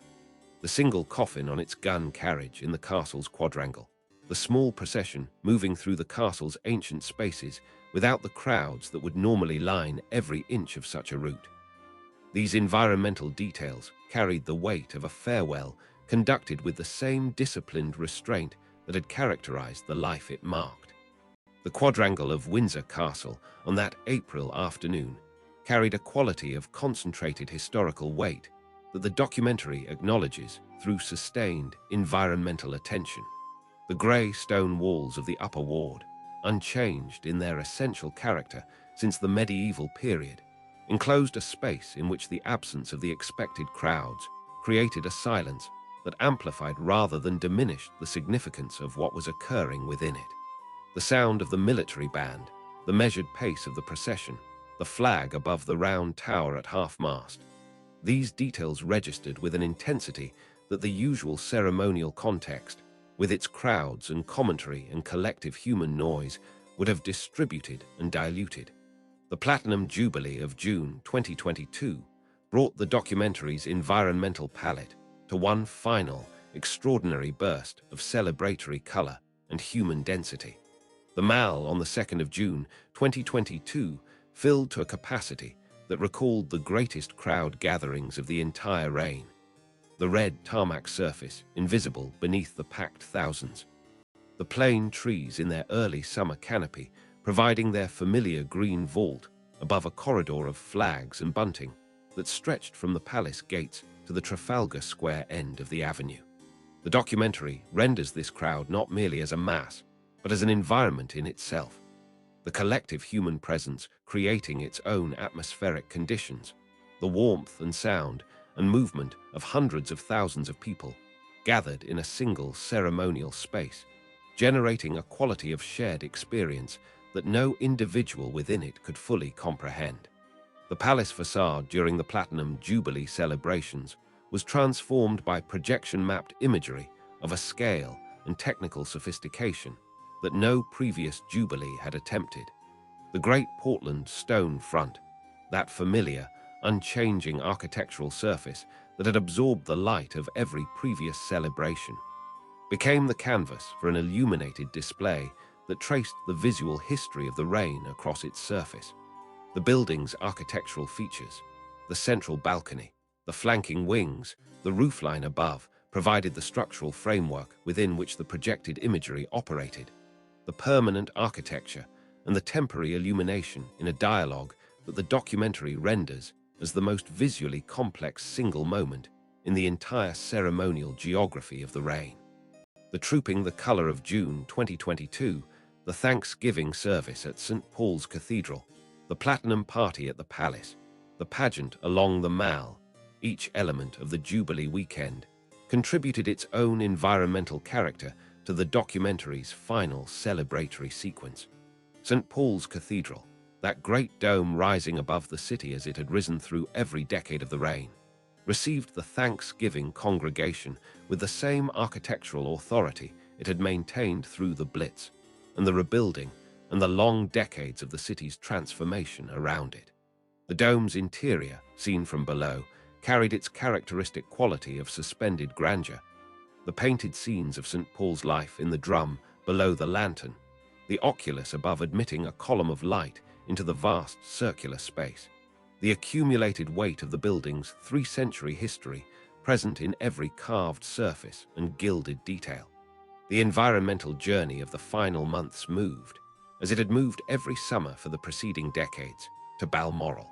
The Highland landscape in its early September colours received the court with the same quiet constancy it had always provided.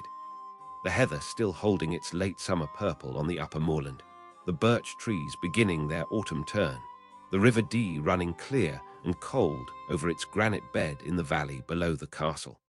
The documentary traces this final journey to Scotland through the familiar environmental markers of the Deeside approach. The narrowing valley, the Scots pine forests, the river appearing through the trees, the castle's grey granite towers rising above the tree line in the morning light. The 8th of September 2022 arrived in the documentary's environmental frame as a day of particular Highland beauty. The kind of clear, still autumn morning that the Cairngorms produce with a generosity that makes the preceding grey days seem like preparation rather than the norm. The castle's towers caught the early light above the Dee Valley. The flag above the round tower flew in the still air. And then, in the early afternoon, the flag was lowered. The news moved outward from Balmoral across the world with the speed that the digital age permits, but the documentary traces its environmental consequences through the physical spaces that the rain had inhabited across its 70 years. At Buckingham Palace, the Union Jack above the roofline was lowered to half-mast. That single environmental detail, the flag's position on its staff, encoding the transition of an era in the most economical possible visual language. The forecourt below, the Mall beyond, the city surrounding them, all carrying the particular stillness of a world that has just understood that something irreplaceable has ended. The crowds that gathered outside the palace in the hours and days that followed brought flowers, as they had brought flowers in 1997, the floral tributes accumulating against the ceremonial gates with the same spontaneous human impulse to mark grief through the offering of natural beauty. The Mall in the September light carried its morning crowds with the quiet dignity of a ceremonial space that has absorbed many kinds of human feeling across its long history.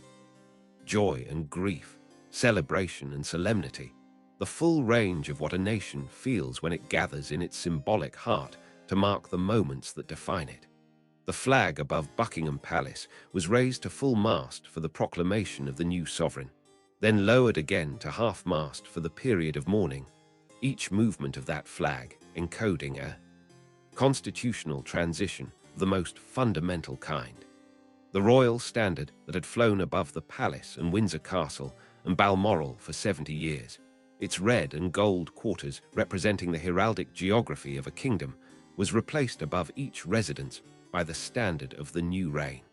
The documentary renders these flag changes as the most precise environmental notation of historical transition available, the single most visible symbol of what has changed, and what, in the nature of constitutional monarchy, continues. The luminous gold of the final year's environmental palette deepens in these closing frames into the longer shadows of early autumn. Windsor Castle on its chalk hill catches the September light with the same composure it has maintained across 9 centuries of continuous occupation. The Dee Valley at Balmoral holds its autumn colours in the still Highland air, and above Buckingham Palace, the flag moves in the London wind, marking, in its movement and its position and the colours it carries, the end of one chapter and the beginning of whatever comes next in the long, extraordinary story that these stones and these landscapes have witnessed, and will continue to witness long after the particular reign they have held in their memory has passed into history. Before the city fully wakes, before the first commuters cross the bridges and the ceremonial guards take their positions and the ordinary machinery of a capital's morning assembles itself into motion, there is a moment of absolute stillness in which the stones speak with a clarity that the day's noise will soon obscure. Buckingham Palace at dawn, revisited now at the documentary's close, catches the first light of a new day on its Portland stone facade with the same composure it has maintained through every dawn of the preceding 70 years. And the difference is visible in a single detail. High above the roofline, where the Union Jack moves in the early morning air where the Royal Standard once flew. That flag and its changed identity is the documentary's final and most economical symbol of transition. The Royal Standard, those red and gold quarters encoding the heraldic geography of a kingdom, the lions of England and Scotland, the harp of Ireland, had defined the visual identity of the palace roofline for 7 decades, its presence indicating the sovereign within, its particular colors and design inseparable from the reign they represented. The Union Jack that has replaced it above the roofline carries its own enormous weight of meaning. The flag of the nation rather than the flag of the sovereign, the institutional continuing where the personal has ended. The documentary holds this detail in sustained attention, allowing the flag's movement in the early morning wind to carry the full significance of what it represents before the narration provides its context. The Portland stone facade below catches the dawn light in the particular way that only this specific quality of morning illumination produces. The low angle of the early sun revealing every texture and variation in the stone's surface, the shadows in the carved architectural details deepening as the light strengthens, the building's familiar features emerging from the preceding night's darkness with a gradual, unhurried clarity. The Victoria Memorial in the forecourt below receives the same light, the gilded figure of Victory above catching the first direct sun before the facade behind it and the Mall beyond are fully illuminated. A sequence of awakening that the documentary traces with the patience the moment demands. Westminster Abbey holds within its ancient stones the accumulated weight of everything the reign contained in its ceremonial dimension. The documentary returns to this building, visited in such detail in the coronation chapter, present at so many subsequent moments of national significance, with the understanding that the Abbey is not merely a setting for the events it has hosted, but an active participant in their meaning. The nave that received the coronation procession of 1953 also received the funeral of 1997 and the wedding of 2011 and the Thanksgiving services of multiple jubilees. Each ceremony absorbed into the building's long memory, each adding its layer to the accumulated significance that the stones carry. The documentary's final survey of the Abbey's interior moves through its spaces with the contemplative slowness of a building being understood rather than merely observed. The coronation chair beneath the crossing, worn by the hands and weight of centuries of sovereigns, carries within its ancient oak the physical record of every coronation it has hosted. The wood itself a kind of archive, its surface marked by the accumulated contact of history. The stained glass windows cast their colored light across the medieval floor with the same quality they brought to the coronation morning of 1953, the building's relationship to light unchanged by the decades that have passed within its walls. The nave's soaring ribbed vaults rise above the documentary's gaze with the same vertiginous authority they have always commanded. Stone made to behave like something lighter than stone, the Gothic engineering achievement still capable of producing in the viewer something approaching the response its medieval builders intended. Windsor Castle, seen from the long walk in the full light of a clear morning, presents its most complete and composed silhouette. The restoration completed in 1997, following the devastating fire of 1992, has been absorbed so completely into the castle's fabric that the documentary can now survey the restored roofline without the interruption of damage or the scaffolding of repair. The medieval walls and towers presenting their unbroken profile against the sky with the solidity of something that has always been exactly as it appears. The repairs are, by deliberate intention, indistinguishable from the original medieval fabric. The craftsmen and women who undertook the restoration work having matched the existing stonework with a fidelity that makes the boundary between ancient and restored impossible to locate without specialist knowledge. Continuity reasserted in stone. The documentary renders this achievement as its own form of institutional statement. the willingness to repair rather than replace, to restore rather than reinvent, encoding in the physical fabric of the building the same values that the reign itself expressed across 7 decades. The long walk stretching southward from the castle's George IV Gate provides the documentary's most sustained single perspective on the building. The 3-mile avenue of elms and chestnuts, replanted after disease, destroyed the original elms in the 1940s, creating a formal landscape axis that frames the castle's silhouette at its northern end with the precision of a deliberate compositional arrangement. The documentary traces this perspective from south to north, the castle growing in the frame as the distance closes, its towers and walls resolving from a distant grey mass into the detailed architectural reality of individual stones and carved details, and the flag above the round tower moving in the morning air. The Commonwealth's 56 nations are evoked in the documentary's final geographic sweep with the deliberate breadth that the community's diversity demands. The survey moves across the globe with the same sweeping ambition that the earlier Commonwealth chapters established.